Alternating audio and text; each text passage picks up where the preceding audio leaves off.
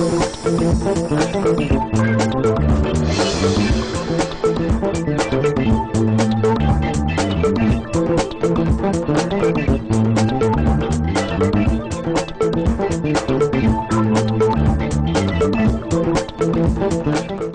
દર્શક મિત્રો, અતિથિમાં ફરી એકવાર આપનું સ્વાગત છે. દર્શક મિત્રો, અતિથિ કાર્યક્રમ એટલે એવો કાર્યક્રમ કે જે કાર્યક્રમમાં વિશિષ્ટ વ્યક્તિત્વ સાથે આપની મુલાકાત કરાવીએ છીએ.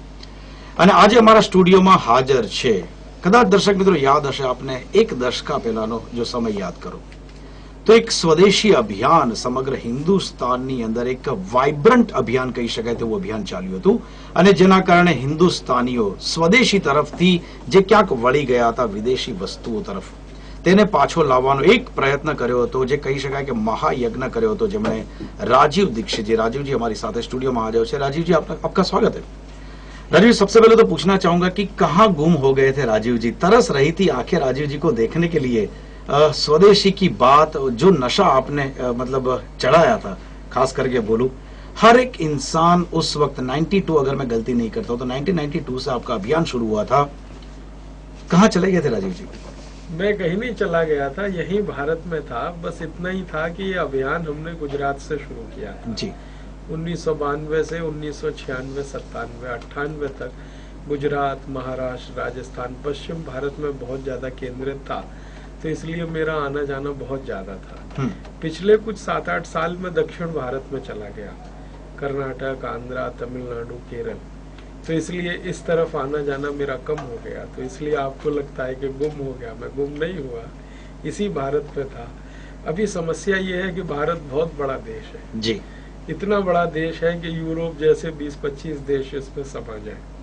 तो इसलिए कभी एक इलाके में अभियान ज्यादा होगा तो दूसरे में थोड़ा कम होगी. और ये चीज भी ऐसी नहीं है कि सिर्फ लकड़ी घुमाई और जाके परिवर्तन आ जाता है. वक्त लगता है. ग्राउंड नेटवर्क भी इतना बहुत जरूरी होती है, क्योंकि इतने सालों से जो कहीं ना कहीं स्तर जमा हुआ है, विदेशी अटैक, आक्रमण जो हुआ था, विदेशी चीजों का, विदेशी संस्कृति का, सडनली 1-2 सेकंड में तो चेंज नहीं हो सका, 1-2 वीक में भी चेंज नहीं हो सकता. क्या बेसिक फंडा, अगेन लोगों को मैं याद दिलाना चाहूंगा. दर्शक मित्रों, आपने बतावी दू कि खास કરીને અત્યારની જનરેશન છે, આ 17-18 યર્સના આ યુથને કદાચ ખ્યાલ નહીં હોય કે 92 to 96 જે પ્રમાણે અભિયાન ચલાવ્યું હતું, તેની અંદર રાજીવજીએ બિલકુલ એક ક્રાંતિ કરી હતી. અને ઘણા બધા લોકોએ એમનું વક્તવ્ય સાંભળ્યા બાદ અને લોજિકલ જેમણે આર્ગ્યુમેન્ટ કર્યા હતા, તેના બાદ ઘણા બધા લોકોએ વિદેશી વસ્તુઓનો ત્યાગ કર્યો હતો. अगेन मैं बात पे आता हूँ कि क्या फंडामेंटल जो खास करके आपके जो आर्ग्यूमेंट्स थे, क्या थे बेसिक? हमारा सबसे बड़ा आर्ग्यूमेंट ये है कि आजादी मिलने के बाद इस देश में अंग्रेजी, अंग्रेजियत और विदेशी के प्रति मोह क्यों होना चाहिए. आजादी के पहले हम अंग्रेजियत में फंसे हुए थे, ठीक है. आजादी के पहले हम मजबूर थे, अंग्रेजी सामान इस देश में ज्यादा बिकता था, क्योंकि नीतियां इस तरह की बना रखी थी अंग्रेजों ने कि भारत में अंग्रेजी माल जो है वो टैक्स फ्री होगा और स्वदेशी माल पे टैक्स होगा. तो इसलिए ज्यादा अंग्रेजी माल बिकता था. तो सारे क्रांतिकारियों का एक सपना था कि आजादी जैसे ही मिलेगी तो ये अंग्रेजी माल मिलना तो बंद हो जाएगा भारत में, स्वदेशी की तरफ हम बढ़ेंगे. लेकिन आजादी मिलने के 62 साल के बाद भी हालत वही है. पहले एक ईस्ट इंडिया कंपनी का माल बिकता था, अभी 4,500 विदेशी कंपनियों का माल बिक रहा है. तो इसलिए हमारा तो लॉजिक ये है कि भाई आजादी आई है तो उसको सही अर्थों में आजादी स्थापित होनी चाहिए और स्वदेशी की तरफ देश को बढ़ना चाहिए.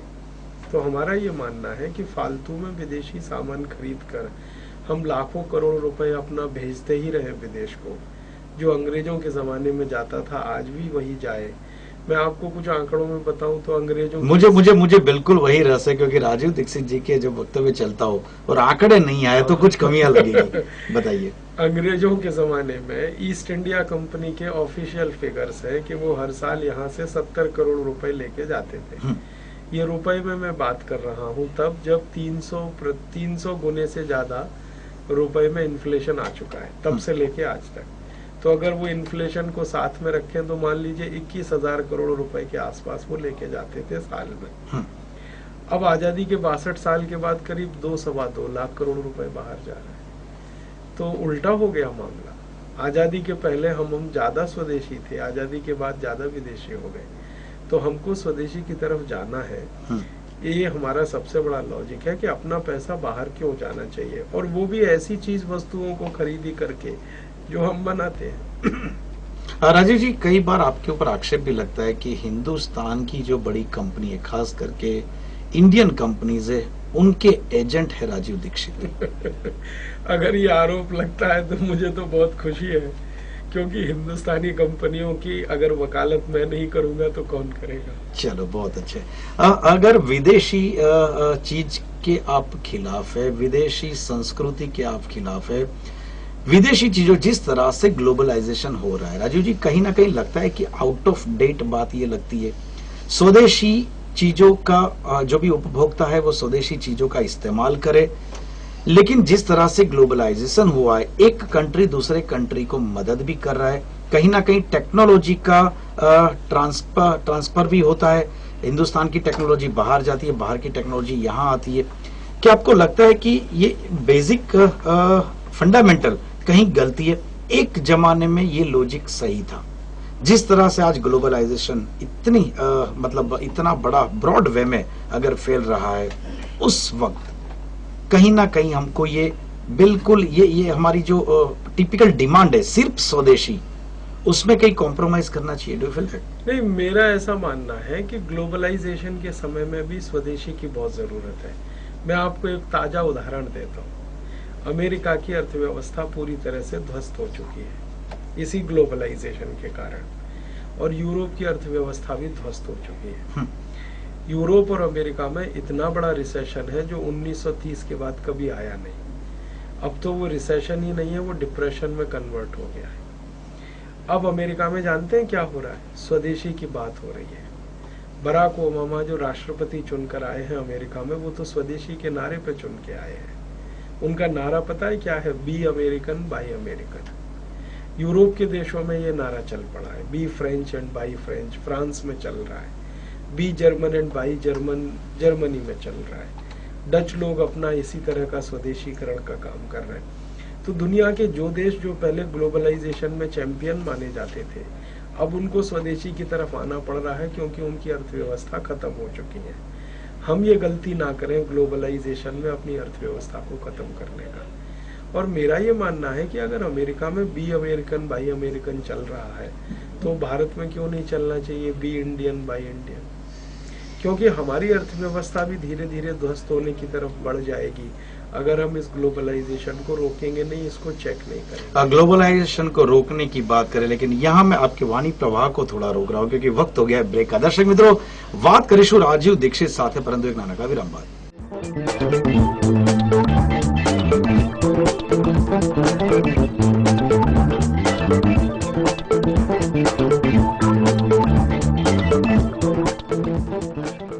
વિરામ બાદ ફરી એકવાર સ્વાગત છે આપનું કાર્યક્રમ અતિથિમાં। વાત કર્યા છે આપણે સ્વદેશી અભિયાનના પ્રણેતા રાજીવ दीक्षित जी સાથે। राजीव जी, ब्रेक से पहले आपने बताया कि पूरा वर्ल्ड, जैसे कि आपने बताया कि अमेरिका भी स्वदेशी अभियान की तरफ चल रहा है, फ्रांस भी स्वदेशी अभियान की तरफ चल रहा है, जर्मनी भी स्वदेशी अभियान, जिस तरह से मंदी का माहौल वर्ल्ड के सभी कंट्री को परेशान कर रहा है, कहीं ना कहीं आपको लगता है कि हिंदुस्तान की जनता का एक नेचर है बरसों से, अपनी खुद की जो चीज होती है या तो अपने लोगों के द्वारा बताई गई बात को सीधे उनके गले नहीं उतरती, लेकिन जब विदेशी पेक में आती है, अमेरिका ने स्वदेशी बात की तो हिंदुस्तान को करना चाहिए। आपको लगता है कि अमेरिका ने जब स्वदेशी का राग छेड़ा है, अभी हिंदुस्तानी इसी राग पे आलाप लगाएंगे?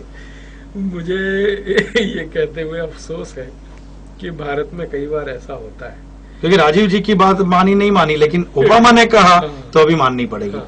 अभी नहीं, मैं आपको एक गंभीर बात कहना चाहता हूँ कि जैसे ही बराक ओबामा ने स्वदेशी की बात कहना शुरू किया और पूरी अर्थव्यवस्था का इंटरनलाइजेशन करने की बात की, स्वदेशीकरण, हमारे देश के प्लानिंग कमीशन के डिप्टी चेयरमैन ने कहना शुरू कर दिया, मोंटेक सिंह अहलूवालिया ने। मोंटेक सिंह अहलूवालिया ने अभी थोड़े दिन पहले स्टेटमेंट किया, जो हमारे यहाँ प्लानिंग कमीशन में डिप्टी चेयरमैन है, कि भारत को भी अब स्वदेशी के रास्ते पे ही चलना पड़ेगा। और ये वही व्यक्ति है जिनके बारे में मैं आपसे बताऊं, 1991 में इन्होंने कहा था कि राजीव दीक्षित जैसे लोग गद्दार हैं जो स्वदेशी की बात करते हैं। अच्छा, उनका स्टेटमेंट बदल गया। हाँ। अब 1991 में मोंटेक सिंह अहलुवालिया ग्लोबलाइजेशन के बहुत बड़े चैंपियन थे इस देश में। अब 2009 में कह रहे हैं कि भारत को भी स्वदेशी के रास्ते पे चलना पड़ेगा।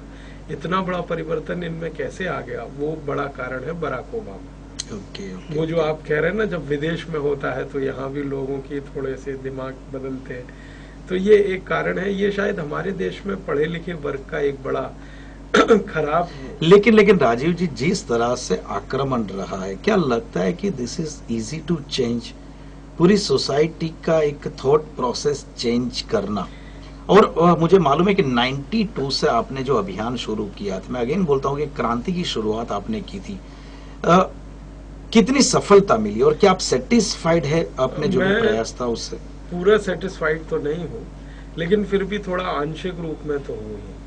हमें जो सफलता मिली है, अगर हम प्रतिशत पे बात करें तो 20 से 25% हमें सफलता मिली। राजीव जी, अगेन मैं आंकड़ों पे आ जाता हूँ। जिस तरह से विदेशी चीजों का आप 92 में जब आपने अभियान शुरू किया था, मुझे मालूम है कि आपने टारगेट बनाया था सॉफ्ट ड्रिंक बनाने वाली कंपनी को, स्पेसिफिक आप फिगर्स देते थे। क्या ये सही में लॉजिकली फिगर एग्जैक्ट क्या है, कितना नुकसान हो रहा है इस कंट्री को? देखिए, सीधा सा है, हमने जो सॉफ्ट ड्रिंक बनाने वाली कंपनियां हैं उनकी बैलेंस शीट इकट्ठी की है पिछले 20-1 साल की। जब से वो भारत में आए हैं तब से हमने उनकी बैलेंस शीट इकट्ठी की है। उससे पता चलता है कि एक बोतल वो 70 पैसे में बनाते हैं और बाजार में आराम से 12 रुपए की बिक जाती है। और पानी जो है वो हिंदुस्तान का है, वो अमेरिका से नहीं आता, यहीं का पानी है। अमेरिका से वो एक कंसंट्रेट लेके आते हैं जो पानी में मिला के हमको दे देते हैं। उस कंसंट्रेट में कुछ केमिकल्स हैं, सोडियम मोनोग्लूटामेट है, पोटेशियम सॉर्बेट है, कई बार ब्रोमिनेटेड वेजिटेबल ऑयल मिला है, फिर मिथाइल आइसोसाइनेट जैसी चीज़ें जो बहुत ही गंभीर मानी जाती हैं, बहुत सीरियस हैं। ऐसी कई खराब चीज़ें जो हमारे शरीर को नपुंसक बना सकती हैं, कैंसर का शिकार बना सकती हैं, वो उनमें मिले हैं। हमारे देश की 2 बड़ी प्रयोगशालाओं ने जांच किया तो पता चला कि हिंदुस्तान की सॉफ्ट ड्रिंक बनाने वाली 2 बड़ी अमेरिकन कंपनियों के सभी ब्रांड में खतरनाक स्तर तक पेस्टिसाइड मिला है। टॉक्सिक जो टॉक्सिन्स हैं जो हमारे शरीर को खत्म करते हैं, वो भी मिले हैं। अच्छा, उन्हीं कंपनियों के हमने यूरोपियन ब्रांड मंगाए, अमेरिकन ब्रांड मंगाए, तो वहां पर बहुत सेफ है। वहाँ का जो पीएच लेवल है सॉफ्ट ड्रिंक का अमेरिका का, वो करीब करीब आप समझ लो 6.5 के आसपास है, 6.5, 6.8। और हिंदुस्तान में जो पीएच लेवल है वो 2.4 है। अब 2.4 पीएच तो एसिड का होता है, जो हम टॉयलेट साफ करने के लिए एसिड इस्तेमाल करते हैं उसका पीएच 2.4 होता है, और यहाँ पेप्सी कोक का पीएच 2.4 है। तो ये जो गंभीर बात है, इसके लिए हमने सुप्रीम कोर्ट तक लड़ाई लड़ी है। राजीव जी को इतने ठोस सबूत देने के बावजूद भी राजीव दीक्षित को नेशनल लेवल की चैनल नहीं बुलाती है बात करने। कहीं लगता है उनको, आपको लगता है कि उनको डर है कि ऐसी बड़ी बड़ी कंपनियां उनका एड बजट कम कर दे या रोक दे? हाँ, ये तो बिल्कुल स्पष्ट है, क्योंकि मुझे राष्ट्रीय चैनल वाले बात करते हैं, वो मिलते हैं, बात करते हैं, उनसे चर्चाएं होती हैं। वो कहते हैं मुझसे कि राजीव भाई, आपकी बातें तो सब सही है, लेकिन हम दिखा नहीं सकते। मैं पूछता हूँ भाई क्या प्रॉब्लम क्या, जब तुम्हें लगता है कि बातें सही? वो कहते हैं कि आप जितनी कठोर भाषा में बोलते हैं और सीधे जो अटैक करते हैं मल्टीनेशनल पे, हमारा तो बड़ा बजट उन्हीं के हिस्से का है। तो इसलिए छोटे जो चैनल हैं या लोकल चैनल हैं जो ज्यादा विदेशी कंपनियों के एडवर्टीजमेंट पे निर्भर नहीं है, आधारित नहीं है, वो लोग बुलाते हैं, बात करते हैं खुलकर। ओवरऑल अगर इकोनॉमी की बात करें, हिंदुस्तान का जो इकोनॉमी है उसके ऊपर विदेशी कंपनियों का कितना होल्ड रहेगा और कितना पैसा, कितनी पूंजी हमारी विदेशों में विदेशी कंपनियां ले जाती है? हमारे देश में एक सेक्टर है जिसको FMCG सेक्टर कहते हैं, फास्ट मूविंग कंज्यूमर गुड्स जिसको कहते हैं, घरेलू सामान। इसमें तो सबसे ज्यादा विदेशियों का पूरा कब्जा हो गया है। बाकी कुछ सेक्टर है जिसमें ज्यादा विदेशी कंपनी नहीं आ पाई है, जैसे सीमेंट इंडस्ट्री है, स्टील इंडस्ट्री है, जो हमारी मेगा इंडस्ट्रीज हैं, बड़ी इंडस्ट्रीज है, उसमें तो इतना दखल नहीं है। मोटर कार की इंडस्ट्री में थोड़ा विदेशी कंपनियों का दखल हुआ है, लेकिन सबसे ज्यादा दखल हुआ है हमारे देश के कंज्यूमर आइटम्स में, क्योंकि इनको बनाने का खर्चा बहुत कम आता है। आपको सुन के हैरानी होगी कि 1 रुपए में बनने वाली चीज 40 रुपए में बिकती है। ओह, हाँ, ये स्थिति है। मैं आपको ऐसी कई कॉस्मेटिक्स क्रीम का कॉस्ट ऑफ प्रोडक्शन कैलकुलेट करके बता सकता हूँ, जो 1 किलो बनाई जाए तो मुश्किल से 20-25 रुपए 50 रुपए का खर्चा आएगा, और वो 1 किलो बेची जा रही है 1600 रुपए से 2000 रुपए। लेकिन बिकेगी ना राजीव जी, क्योंकि विदेशी जो आपने बताया खास करके ब्यूटी प्रोडक्ट्स उनकी एडवर्टाइज में दिखाया जाता है कि वही चीज इस्तेमाल करो तो काली भैंस गोरी भी बन जाती है। हिंदुस्तानी प्रोडक्ट जो है स्वदेशी, उसमें वो ताकत दम नहीं है। मेरा तो चैलेंज है, दुनिया में एक भी क्रीम ऐसी नहीं है जो काले को गोरा बना दे, क्योंकि काला होना गोरा होना आपके जेनेटिक मटेरियल से तय होता है। लेकिन विदेशी क्रीम एडवर्टाइज में तो बता देती है। एडवर्टीजमेंट तो 100% झूठ है। ये अकेला हिंदुस्तान दुनिया में ऐसा देश है जहां झूठे एडवर्टीजमेंट करने की खुली छूट है। हमने कई फेयर बनाने वाली क्रीम जो दावा करती हैं कि हम फेयर बनाते हैं, फेयरर बनाते हैं, पहले से गोरा बनाते हैं, उन सभी क्रीमों को 4-4 साल भैंस को लगा के देख लिया, वो भैंस अभी भी काली की काली है। उन क्रीमों का हमने केमिकल एनालिसिस करा लिया। केमिकल एनालिसिस कराया तो ऐसा एक भी केमिकल नहीं है जो शरीर को गोरा बना सके। शरीर का काला या गोरा होना हमारे शरीर में हमारा जो डीएनए मटेरियल है उस पर फिक्स होता है, वो हमारे माता पिता से फिक्स होता है। और डीएनए मटेरियल के कारण एक मेलानिन नाम का केमिकल होता है ब्लड में। अगर ये ज्यादा हो जाएगा तो रंग काला हो जाएगा, कम हो जाएगा तो गोरा हो जाएगा, बीच में रहेगा तो सांवला। ज्यादा हिंदुस्तानियों का बीच का है, ना हम काले हैं ना गोरे हैं, हम सांवले हैं। और स्किन के हिसाब से सांवली स्किन सबसे अच्छी होती है। काली स्किन में भी सबसे ज्यादा चांसेस है कैंसर होने का, और गोरी स्किन में तो उससे भी ज्यादा चांस है कैंसर होने का। जो सांवली स्किन है इसी को अच्छा माना जाता है सारी दुनिया में। राजीव जी, लेकिन आपने जो भी स्वदेशी अभियान चलाया था, आपको जो भी खास करके भारतीय जनता पार्टी, राष्ट्रीय स्वयंसेवक संघ, विश्व हिंदू परिषद, सब ने बहुत ही सहकार दिया था। आप जहां जहां आप अपने लेक्चर रखते थे वहां पे एनडीए सरकार आने के बावजूद भी पूरी टर्म अटल बिहारी वाजपेयी के नेतृत्व में उनके प्राइम मिनिस्टर रहे थे। 5 साल में ऐसे कोई सुधार नहीं आए जिनकी बातें आपके थ्रू, आपके शब्दों के थ्रू लोगों तक पहुंचाई गई थी। क्या लगता है कि हिंदुस्तान की कोई भी पॉलिटिकल पार्टी नहीं चाहती कि हिंदुस्तानी लोग स्वदेशी चीजों का इस्तेमाल करें? नहीं, अब चाहेंगे। पहले तो आपने जो बताया 1992 से जो दौर शुरू हुआ ग्लोबलाइजेशन का, उसमें तो किसी राजनीतिक पार्टी की हिम्मत ही नहीं थी स्वदेशी की तरफ जाने की। सत्ता के बाहर रहने पर उन्होंने स्वदेशी की बात की, लेकिन सत्ता मिलते ही उन्होंने विदेशियों के लिए दरवाजे खोले, क्योंकि वो दौर ऐसा था। अब उस दौर का दुष्परिणाम हमने देख लिया है, और हमने ही नहीं देख लिया, अमेरिका और यूरोप ने भी देख लिया। तो अब आने वाले समय में आप देखेंगे कि राजनीतिक पार्टियां खुशी के साथ स्वदेशी की तरफ बढ़ेंगी। अभी तो डॉक्टर मनमोहन सिंह स्वदेशी की बात करने लगे।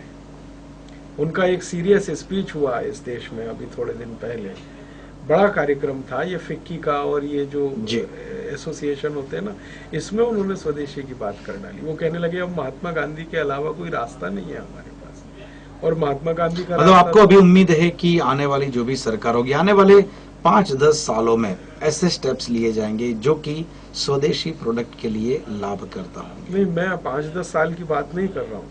आने वाले 50 साल तक इस देश की पॉलिटिक्स स्वदेशी के इर्द गिर्द घूमेगी। ठीक है, thank you very much Rajiv ji. અહીંયા અગેન यहाँ मैं रोकूंगा। दर्शक मित्रों, ફરી એકવાર સમય થયો છે નાનકડા વિરામનો। વિરામ બાદ વાત ચાલુ રાખીશું રાજીવ દીક્ષિતજી સાથે।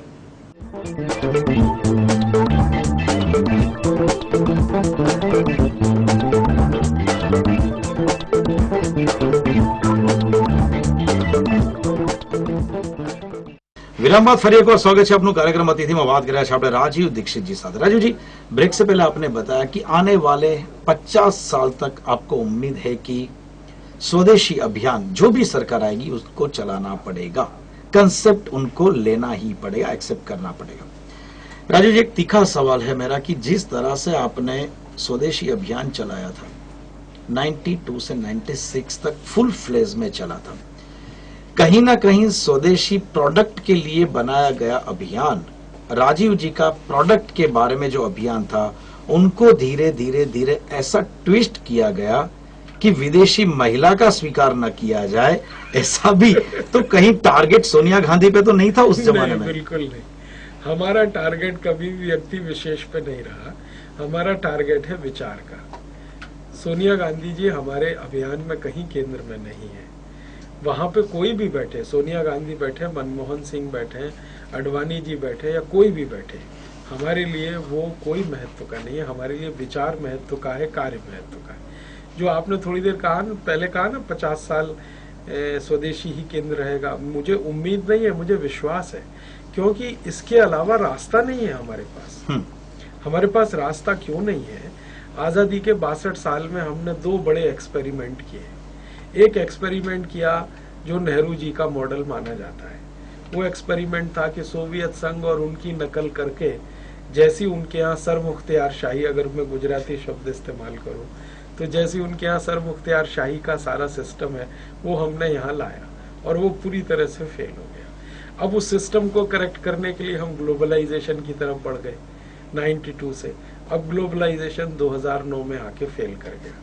तो दोनों ही सिस्टम हमने देख लिए कर गए, एक एक्सट्रीम लेफ्ट और एक एक्सट्रीम राइट। एक हमने पूंजीवाद का सारा करके देख लिया ग्लोबलाइजेशन में, वो फेल हुआ, और वो समाजवाद का नेहरू जी का फेल हुआ।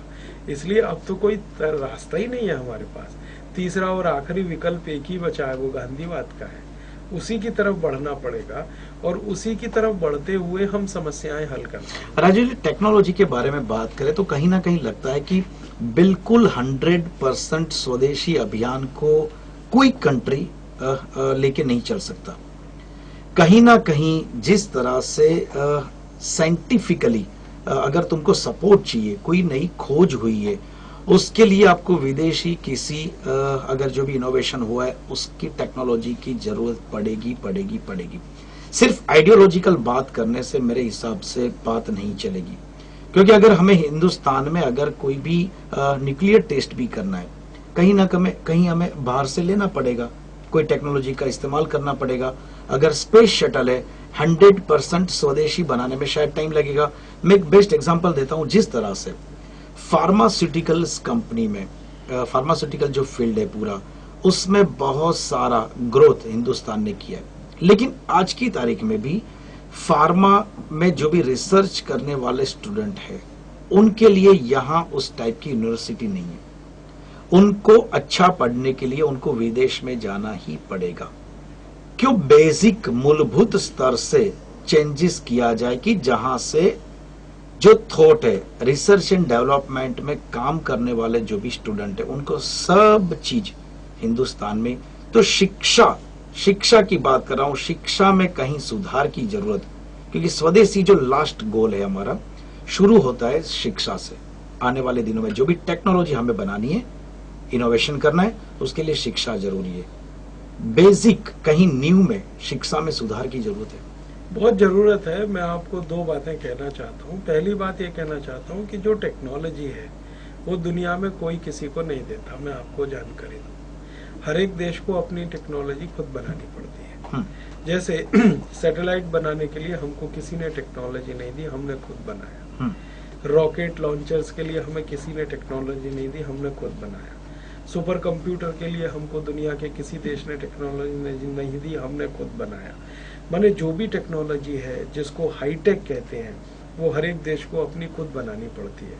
दूसरा कोई देश किसी को नहीं देता है। शिक्षा में सुधार की बात जरा। शिक्षा में सुधार ये करना पड़ेगा कि हम हमारी टेक्नोलॉजी जो अब तक हमने बनाई है 62 साल में, इसको लगातार इम्प्रूव करते रहें। उसके लिए R&D के सेंटर्स हमें बड़े एजुकेशनल इंस्टीट्यूशंस में खोलने पड़ेंगे। जैसे इंजीनियरिंग कॉलेजेस हैं हमारे, इनकी सारी लेबोरेटरी को R&D सेंटर बनाना पड़ेगा। और अभी हमारा जो खर्चा है R&D पे, ये खर्चा हमें बढ़ाना पड़ेगा। बहुत अफसोस है कि हिंदुस्तान के कुल GDP का 1% से भी बहुत कम हिस्सा। जितने बड़े बड़े नेता आपको समर्थन भी देते हैं, आपकी जो भी वक्तव्य होता है, आपकी बात को कहीं ना कहीं सच भी मानते और मानते कि आइडियल है। राजीव दीक्षित बिल्कुल सही कह रहे, लेकिन वही नेता के पांव में नाइकी के जूते होते हैं। तो बातें करना बहुत आसान होता है। शायद हो सकता है कि राजीव दीक्षित पे हम भरोसा करते कि वो एक भी चीज विदेशी का इस्तेमाल नहीं करते होंगे, लेकिन उनके सामने जो हजारों लोग बैठे या तो उनके जो फॉलोअर कहते अपने आप को, वो लोग सिर्फ सुनने आते, बातें करते आपके साथ, लेकिन जब अपनी ऑफिस में जाते हैं तो वही विदेशी चीजों का इस्तेमाल। ये अफसोस की बात है कि अगर कोई स्वदेशी की बात करे और नाइकी के जूते पहने। मेरी कोशिश ये है कि हर व्यक्ति कोशिश करे अपने जीवन में ज्यादा से ज्यादा स्वदेशी होने की। वो 10% हो जाए तो अच्छा, 20% हो जाए और अच्छा, 50% हो और अच्छा है, 100% हो जाए तो सबसे अच्छा है। वो धीरे धीरे उसकी विकास यात्रा है, वो जितना बढ़ता जाए। लेकिन ये अफसोस है कि अगर हम स्वदेशी की बात करें और नाइकी के जूते हमें पहनने पड़े तो उससे तो स्वदेशी की अवमानना ही होती है। मैंने अपने जीवन में ये कोशिश जरूर की है कि मेरे जीवन में ये विरोधाभास ना आए कि मैं अगर सॉफ्ट ड्रिंक के खिलाफ बात कर रहा हूँ तो मैं सॉफ्ट ड्रिंक ना पीऊँ, मैं विदेशी कंपनियों के खिलाफ बात कर रहा हूँ तो नाइकी या एडिडास के जूते ना पहनूं या ब्रांडेड शर्ट और ब्रांडेड पैंट वगैरह ना पहनूं। मैं स्वदेशी की बात कर रहा हूँ तो खादी पहनूं, स्वदेशी की बात कर रहा हूँ तो खादी की चप्पल पहनूं। मैंने तो कोशिश की है और दूसरे साथियों से भी कोशिश करवाने के लिए रात दिन में प्रयास करता हूँ। राजीव जी, यहाँ पूछने की मतलब एक खास करके जिस तरह से डंपिंग हो रहा है, मास प्रोडक्शन की वजह से चाइना पूरे वर्ल्ड पे हावी हो रहा है, तो क्या टेक्नोलॉजी मास प्रोडक्शन के लिए हिंदुस्तान के पास इतना पॉपुलेशन है, कहीं ना कहीं मैन पावर का सही इस्तेमाल नहीं हो रहा है, जो इस्तेमाल करने में हर एक गवर्नमेंट फेल रही है? आप क्या मानते हैं? ये बात सही है। हमारे यहाँ एंटी डंपिंग के लॉज हैं, लेकिन वो इतने ढीले हैं कि हम उन्हें लागू नहीं करा पाते। मैं आपको एक छोटी जानकारी बताऊं, हिंदुस्तान में एंटी डंपिंग का डिपार्टमेंट देखने के लिए 6 अधिकारी हैं और अमेरिका में एंटी डंपिंग का डिपार्टमेंट देखने वाले 350 अधिकारी हैं। जबकि अमेरिका का साइज हमारे लगभग, माने वर्ल्ड के मार्केट में एक्सपोर्ट और उन सब जीडीपी और उसको देखेंगे इकोनॉमी का साइज, तो अभी कोई अमेरिका का साइज हमसे बड़ा नहीं है, लगभग हमारे बराबरी आ गया है। तो उनके यहाँ एंटी डंपिंग को सख्ती से लागू करने वाले 350 लोग हैं, हमारे यहाँ सिर्फ 6 लोग हैं और 6 लोग भी लूले लंगड़े विकलांग एकदम। तो भारत सरकार की इच्छा शक्ति बहुत कमजोर है और ये बात सही है कि चीन ने डंपिंग करके मार्केट को खत्म किया है। हमारी पूरी खिलौना उद्योग खत्म हो गई चीन के कारण। राजीव जी, वक्त बहुत कम है। मैं आपको पूछना चाहूंगा कि जिस तरह से आपका अभियान इतना आइडियल अभियान है, लेकिन कोई भी पॉलिटिकल पार्टी ने अपने इलेक्शन मैनिफेस्टो में स्वदेशी का जिक्र भी नहीं किया, क्या आप सबको एक ही तराजू में रखना चाहेंगे? नहीं, हम तो थोड़े, किससे उम्मीद है आपको? हम थोड़े दिन में ऐसी परिस्थिति बना देंगे कि हर राजनीतिक पार्टी के मैनिफेस्टो में सबसे पहला मुद्दा ये। इस चुनाव की बात कर रहे हैं आप? नहीं, अगले चुनाव की बात कर रहे हैं। यानी क्या सोच सकते हैं कि राजीव दीक्षित खुद का एक कोई पॉलिटिकल पार्टी लेके आए या तो किसी पार्टी में जुड़ना चाहते हैं? नहीं, ना मैं खुद का पार्टी लाऊंगा ना कोई पार्टी में जुड़ूंगा, लेकिन समाज की तरफ से इतनी ताकत के साथ स्वदेशी के मुद्दे को स्थापित करूंगा कि हर राजनीतिक पार्टी के लिए वो पहला एजेंडा बने। राजीव जी, लास्ट क्वेश्चन की आपको क्या लगता है कि जिस तरह से आप विदेशी हर एक चीज को आप बुरी बता रहे हैं, या तो हिंदुस्तान के लिए अच्छी बात नहीं है, लेकिन विदेशी हर एक चीज में से कौन सी चीज आपको पसंद है? कुछ उनकी जो एटिकेट्स हैं, मैनर्स हैं, वो कुछ काम के हैं। जैसे बहुत सारे देश हैं जो स्वच्छता पसंद है, साफ सुथरे एकदम बढ़िया तरीके से। भारत में वो हो तो अच्छा है। समय की पाबंदी बहुत है कई देशों में, अनुशासन उनके यहाँ बहुत अच्छा है। तो ये चीजें तो ठीक है, प्रोडक्ट्स उनके अच्छे नहीं है। कहीं फाइन समझ गया कि कहीं ना कहीं विदेशियों की जो एटीट्यूड है वो हमें ग्रहण करनी चाहिए, नहीं कि सिर्फ कोई प्रोडक्ट। स्वच्छता अपना, अनुशासन अपना, लेकिन कोई प्रोडक्ट हो सके उतना अवॉइड करिएगा। Thank you very much Rajiv ji, वक्त देने के लिए बहुत बहुत शुक्रिया। दर्शक મિત્રો, આથી વાત સ્વદેશી અભિયાનના પ્રણેતા રાજીવ દીક્ષિતજીને તેમનો પૂરો વિશ્વાસ છે કે આવનારા દિવસોમાં જરૂરથી તેમના અભિયાન દ્વારા હિન્દુસ્તાનના દરેકે દરેક નાગરિકો અને ખાસ કરીને રાજનેતાઓ એવા એક સ્ટેજ પર આવશે કે જ્યારે હિન્દુસ્તાનમાં સ્વદેશી જે પણ વસ્તુઓ છે તેનો પ્રભાવ મળશે। ફરી મળીશું નેક્સ્ટ એપિસોડમાં એક નવા અતિથિ સાથે। ત્યાં સુધી આપ સૌ નમસ્કાર। Thank you very much.